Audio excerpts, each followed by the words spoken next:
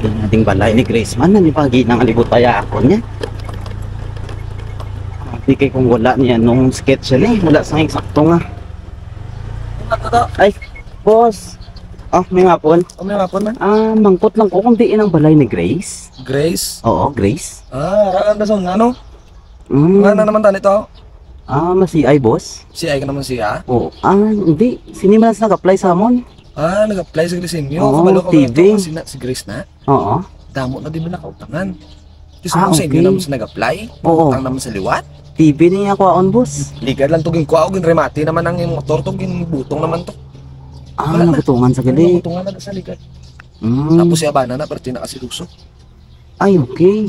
Nakit anya na gani, may pudlang nga lalaki, ginbunal yung blada yun.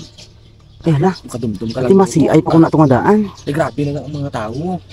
Muna sang pinakulbaan da, ay kumangutang na siya panagapangaki.